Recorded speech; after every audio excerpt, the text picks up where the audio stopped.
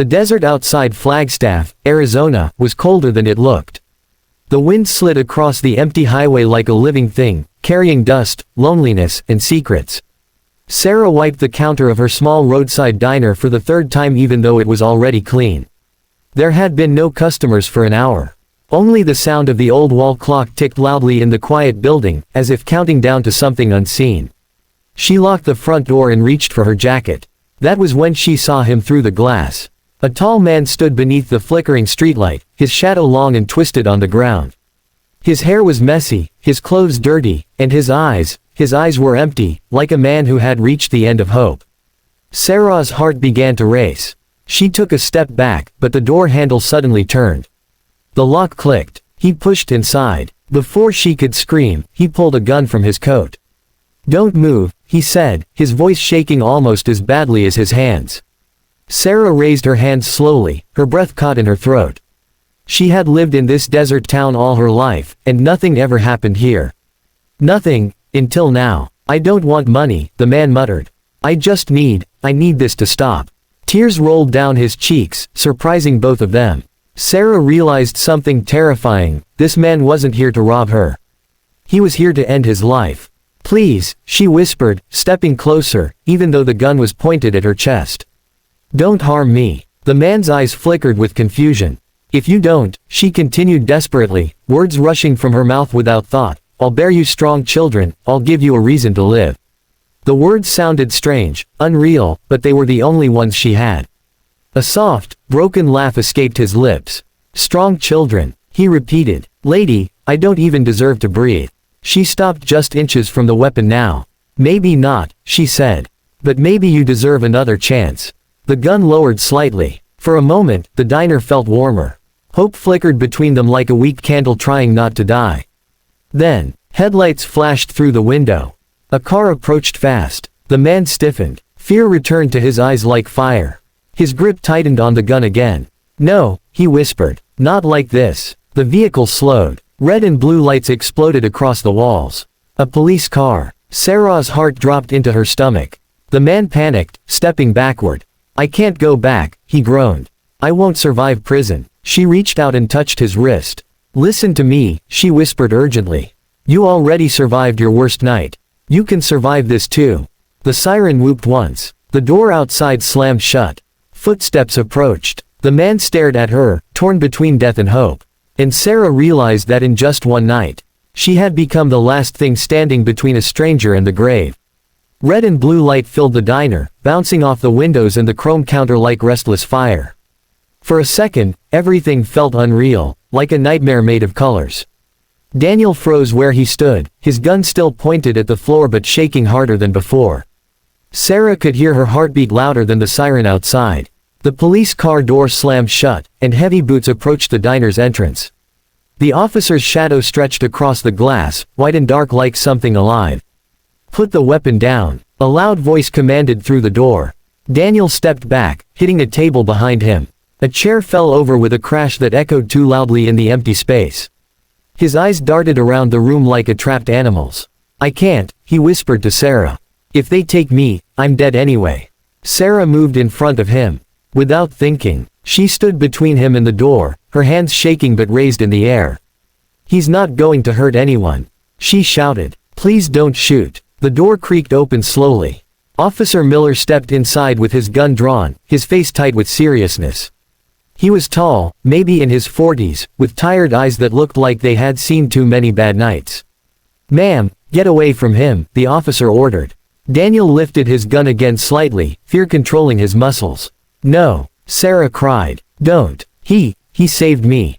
The words shocked even her.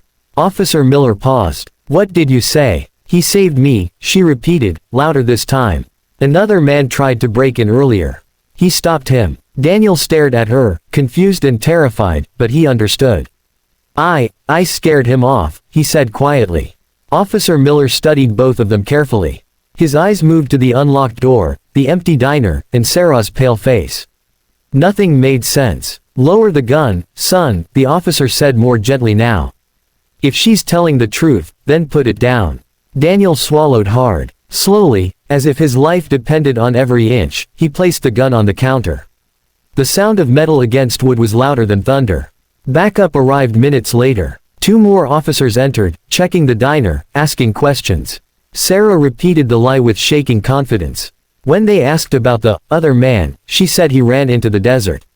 One officer tried to argue, but Officer Miller stopped him. "This town doesn't need another ghost tonight," he said quietly. He turned to Daniel and lowered his voice. "Look, I don't know your story. But you don't look like a killer." Daniel nodded, unable to speak. Officer Miller leaned closer. "Get on a bus before sunrise. If you're still here when I'm on shift again, things won't end kindly." Daniel understood. The officers left. The lights disappeared off the highway like dying stars. When the diner became quiet again, Daniel dropped to his knees. Sarah rushed forward and held his shoulders. "You didn't die," she whispered. "You stayed." Tears streamed freely down his face. "I wanted to disappear," he admitted. "But you wouldn't let me." She smiled sadly. "Because I know what it's like to want the pain to end." They sat on the diner floor until the desert grew quiet again. Outside, the wind still howled. But inside, a man had been given back to life. The diner did not feel dangerous anymore. It felt tired. Sarah poured 2 cups of coffee with shaky hands, the sound of liquid filling the cups louder than necessary.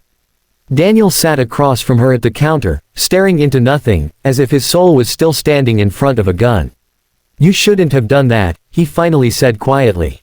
"That lie, it could have ruined you." Sarah slid a cup toward him. "And the truth would have buried you." Daniel didn't answer. He wrapped his hands around the warm mug, letting the heat sink into his frozen fingers. Outside the window, the night was loosening its grip on the desert. A pale line of blue appeared on the horizon. Sunrise was coming, and with it, goodbye. "I don't even know who you are," he said. "Yet you chose me over yourself." Sarah leaned back against the counter. "I didn't choose you," she replied. "I chose life. Yours just happened to be standing in front of me." Silence stretched between them, heavy but no longer sharp. Daniel took a breath. "My name is Daniel Walker. I was a truck driver once, then a husband. Then a man with nothing." Sarah felt the weight in those words. "My wife, Emily, died giving birth," he continued. "The hospital bills stole what little we had left. Then my company fired me for missing work. I found her letters last week. I couldn't even read them. That's when I kept driving. I didn't care where." Sarah listened without interrupting. "I stopped here because my hands hurt from gripping the steering wheel," he said bitterly. "And when I saw you inside the diner laughing on the phone earlier, it hurt more. Not because of you. Because I remembered who I was before everything died." Sarah swallowed. "My family burned in a house fire," she said quietly. "I was 16. I wasn't even home that night. I used to imagine if I had stayed, maybe I could have saved them." Daniel looked at her in shock. "You carry that alone." She nodded. "Every day." Sunrise crept through the window now, painting gold across the floor. Daniel stood slowly. "I don't want to disappear anymore," he said. "But I don't know how to exist either." Sarah folded her arms. "Then don't disappear. Just go somewhere new. Somewhere your pain doesn't know your name." He smiled faintly. "I don't even have a plan." She turned to a cracked bulletin board near the kitchen. An old ad was pinned crookedly: "Bus tickets to California, early morning route." She pulled it down and handed it to him. "Go west," she said. "Everyone does when they don't know who they are." Daniel nodded. At the door, he paused. "You lied for me, but you stayed honest with yourself," he said. "I'll spend my life trying to deserve that." Sarah smiled softly. "Then live long enough to try." The wind hit him sharply as he stepped outside. The desert no longer looked empty. It looked open. The bus smelled of old seats, dust, and dreams that did not belong to anyone anymore. Daniel sat near the window, watching Arizona fade behind him in long strips of brown and gold. Every mile felt unreal, as if he had stepped out of one life and into another by mistake. He kept touching his pocket where the bus ticket rested, like a fragile promise he might break if he wasn't careful. At the next stop, someone sat beside him. He looked up. It was Sarah. "You didn't think I'd let you go alone, did you?" she said quietly, not smiling. Daniel's heart stuttered. You locked the diner." She shrugged. "It never liked me much anyway." For a while, they said nothing. The road did all the talking. Mountains rolled past like sleeping giants, and the desert loosened its grip into fields and distant towns. It felt like the earth itself was changing with them. Finally, Daniel spoke. "You don't owe me anything." Sarah looked straight ahead. "Maybe not, but I owe myself a future." He nodded, understanding more than he could explain. Hours later, the bus crossed into California. The air changed. It smelled different, like salt and possibility. Daniel broke the silence. "I keep thinking the police will come for me." Sarah leaned against the window.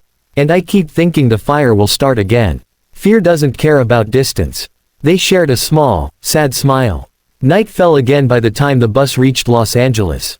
Lights stretched forever, bright and endless, a city that didn't sleep because it didn't have to remember. They stepped off the bus with 2 small bags and no plan. A woman at a fruit stand gave them oranges and directions to a cheap motel when she saw their tired faces. In the tiny room with buzzing lights and thin blankets, Daniel sat on the edge of the bed. "I don't deserve this," he whispered. "Kindness feels like theft." Sarah knelt in front of him.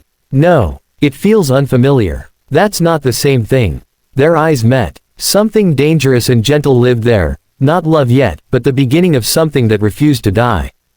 Daniel closed his eyes. "Stay. At least tonight." Sarah hesitated. Then she nodded. "I'm not promising forever," she said. He smiled softly. "Tonight is enough." They slept on opposite sides of the bed, fully dressed, like children afraid of crossing a line the dark might punish.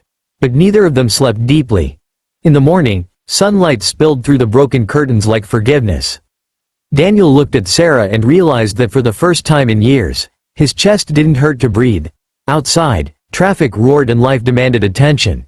And somewhere in Los Angeles, 2 strangers had broken away from the past. Los Angeles did not welcome anyone gently. It tested people first. Daniel learned this the hard way when 5 garages refused to hire him because he had no local record and no references. Sarah was rejected from 3 bakeries before one old woman with white hair and sharp eyes finally said, "You look honest enough to burn my bread. Come tomorrow." They worked until their hands were sore and their feet begged for mercy. Daniel washed car parts, cleaned floors, and learned engines again like a man remembering a forgotten language. Sarah woke before sunrise to knead dough, sugar her fingers, and smile through exhaustion. Some nights, they returned to the tiny room with nothing but silence. And yet, the silence was not empty anymore.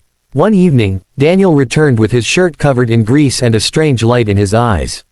"They offered me a full-time spot," he said, barely daring to believe it. Sarah dropped the bread tray and hugged him before she remembered that he was dirty. "I don't care," she laughed. "You're finally alive." Weeks became months. Their motel room grew slowly into an apartment with 1 window, 1 table, and dreams tucked into every corner.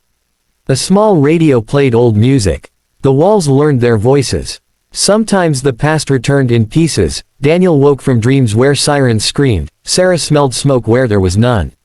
On those nights, they didn't fix anything. They just sat together on the floor and waited for the fear to pass. Love did not arrive loudly. It arrived like morning, quiet, certain. One night, after dinner that tasted like survival, Daniel pulled a small silver ring from his pocket. It wasn't perfect. Neither were they. "I don't have much," he said, "but I have tomorrow. Will you share it with me?" Sarah stared at the ring and then at Daniel. She thought of fire, of guns, of midnight prayers that were never answered. Then she thought of this man who had learned how to live again. "Yes," she whispered. They married at the courthouse with borrowed smiles and no guests. But the sky was blue enough to bless them anyway. A year later, they signed papers for something even bigger. A shop. Small. Cracked. But theirs. Daniel's Auto and Sarah's Bakery, the sign said. 2 worlds stitched into one future. They worked side by side, grease and flour mixing into something like happiness. And one morning, Sarah stood still in the kitchen, pale and shaking. "I think," she said slowly, "something is coming into our lives." Daniel understood. He didn't panic. He laughed and cried at the same time. The past night in Arizona came back to him in a flash. The gun, the words, the promise, and now, the proof. He held Sarah close. And for the first time, the future did not feel like a stranger. It felt like family. Time moved softly after that. Not perfectly, but honestly. Their shop survived slow days and hard bills. Daniel's hands became stronger, wiser with engines and responsibility. Sarah's cakes became famous in their street, then their block, then their neighborhood. People did not know their past. They only knew the smell of bread and the sound of engines, life continuing. Their son, Adam, was born on a quiet April night. He cried loudly, like a small fighter announcing himself to the world. The nurse smiled and said, "He's strong." Daniel looked at Sarah with tears shaking free from his eyes. That sentence carried a lifetime behind it. They named their daughter Lily 2 years later. She smiled before she walked and walked before she spoke, as if afraid to miss any moment of living. The shop sign was repainted bigger. Their apartment became a home with drawings on the walls and fingerprints on the windows.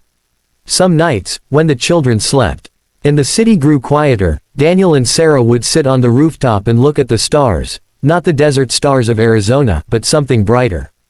Urban stars. Hope stars. One evening, Adam asked, "Daddy, what is the scar on your hand from?" Daniel paused. Then he smiled. "It's where fear once lived." Sarah reached for his hand. The children learned no details. They only learned one truth, that people could break and still become beautiful. Years passed. Gray slipped softly into Daniel's hair. Lines of laughter replaced lines of pain around Sarah's eyes. Their shop turned into 2 shops. Their son became taller than them both. Their daughter grew into a quiet strength that carried storms behind kind eyes. One night, during a family dinner filled with noise and stories, Adam said, "I think Mom saved you from something, didn't she?" Daniel laughed quietly. "Yes," he said, "and she saved herself too." Later that night, when the house slept, Daniel stood at the mirror and remembered the man with the gun. A stranger. A ghost. Someone he barely recognized. He stepped onto the porch and whispered into the dark, "Thank you for not winning." When he returned inside, Sarah was waiting. "Thinking too much again?" she asked. He nodded. "We should have died in that diner," he said. "Isn't it strange that we didn't?" Sarah took his face in her hands. "No," she said gently. "We didn't live because we were lucky. We lived because we were brave." Daniel closed his eyes. The Arizona desert was still out there somewhere. So was the night. So was the fear. But they no longer owned him. Lying in bed between the slow breathing of his children and the woman who gave him his life twice, Daniel finally understood. That night had never been about death. It had been about beginning. And sometimes, the greatest promises are kept without ever being spoken again.